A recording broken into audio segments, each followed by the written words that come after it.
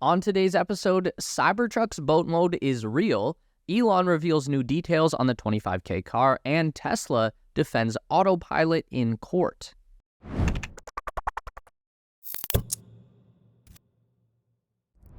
Tesla's stainless steel Cybertruck is confirmed to be water-ready as a new wade mode is revealed. On December 6th, a Tesla fan on X.com posted a picture of the Cybertruck's off-road settings.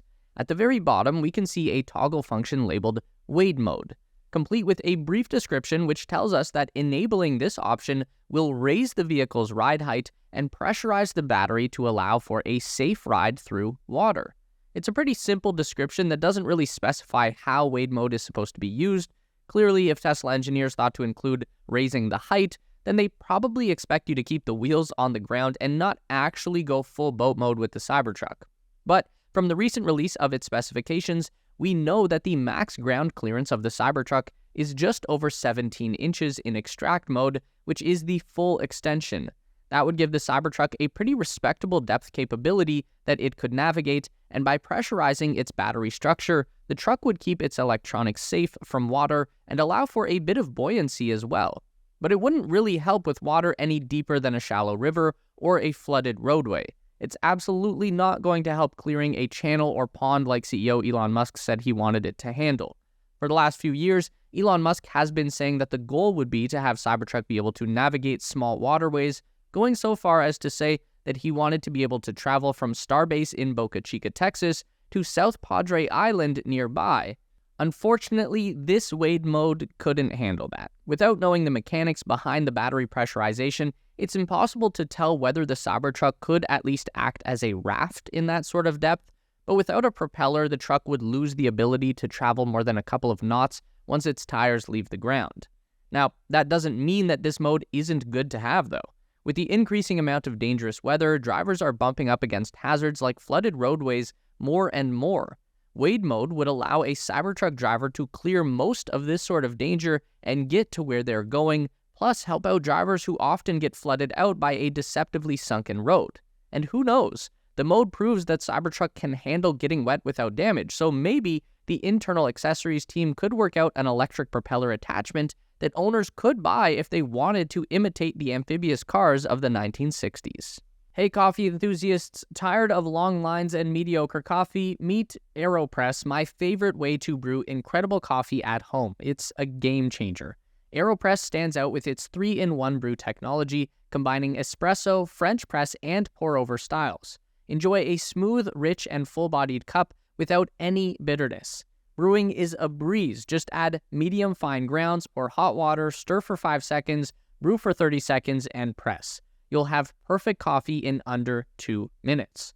Plus, Aeropress is portable and durable, ideal for any location, and with over 55,000 5-star reviews, it's not just loved by me, but by baristas and coffee fans worldwide.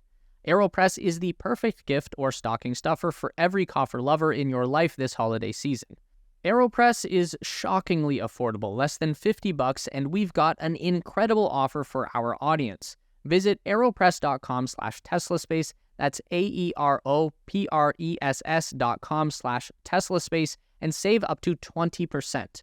Again, that's aeropress.com/TeslaSpace to save up to 20%. It's time to ditch the drive-thru, toss the French press, and say yes to better mornings fueled by better coffee. Aeropress ships to the USA and over 60 countries around the world, and we thank Aeropress for sponsoring our show.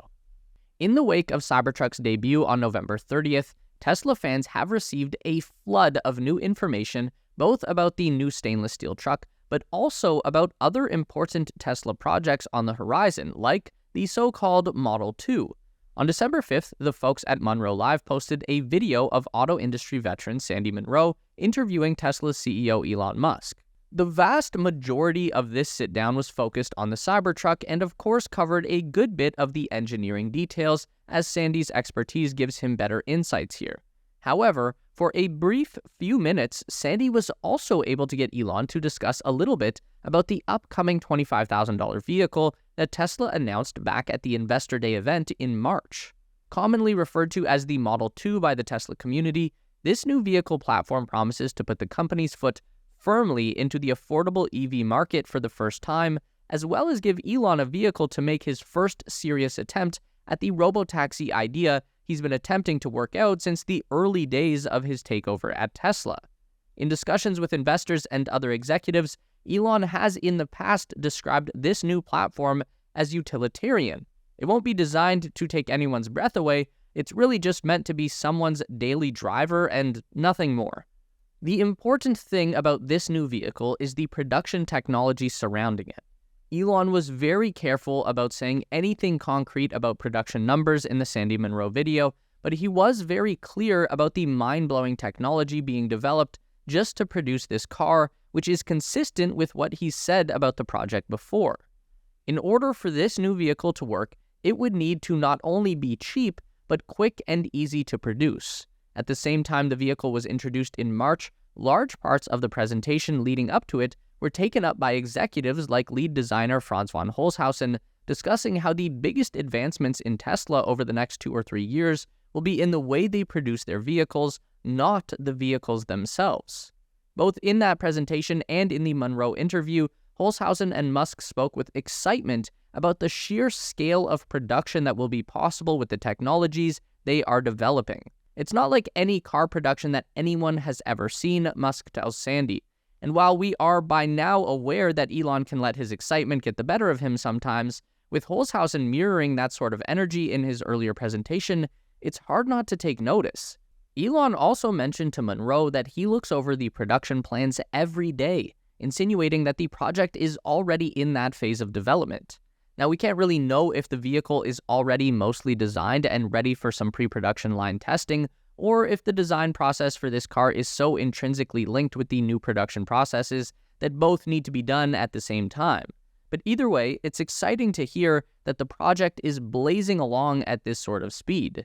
It makes sense too, considering that the production headquarters for the 25K vehicle program has been swapped to Giga Texas, which Musk confirms for Sandy in the interview. That decision was made earlier this fall, as it became increasingly clear that the new Gigafactory in Mexico would be having a slower construction phase than Tesla was originally hoping for. Instead, the company moved the new project where their engineers were, Giga Texas. Elon explains that they're even planning an extension just for this new production line, a new area which will reportedly be tacked onto the south of the current facility. After the facility in Mexico is built, it will be producing the new model vehicle and then Berlin, according to Musk. Obviously, this order is subject to changes, especially if there are more delays in Mexico, but it's clear that Tesla plans for this car are gaining a more solid shape than they had back in March, which is a sure sign that they are close to some big milestones. The way Musk is talking here, it seems a good bet to say that the new model will be unveiled in 2024, or knowing Tesla fans, will at least be spotted by one of the community drone photographers within the next couple of months. But since the big deal seems to be with the production tech itself, we are really hoping to get a peek inside Giga Texas soon. Tesla recently made arguments against the California Department of Motor Vehicles in their claim that the EV company had engaged in false advertising regarding its autopilot and full self-driving software. The filing made on December 8th was the latest in a legal back and forth between Tesla and the DMV going back to August 2022 when the California regulator officially opened the case.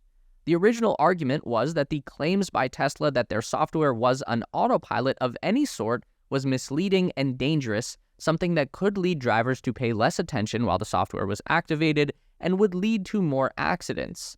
And to be fair, about 2 months before this case was made, the National Highway Traffic Safety Administration had published their numbers for crashes involving driver assistance systems in the past year, and Tesla vehicles made up 70% of all incidents during that time, 273 reported crashes involving the company's self-driving systems. Now, as Tesla vehicles are by far the most popular electric vehicle on the road, it makes a lot of sense that they'd make up such a large percentage of these sort of accidents. But the DMV is a regulatory body, and so they couldn't just ignore these numbers. So what do they want Tesla to do here? The case states that the DMV wants Tesla to actually advertise their autonomous driving software, which is clever of them. Tesla famously does not advertise, and so a lot of these false advertising claims are in a bit of a gray area whether or not Elon makes wild claims on the internet.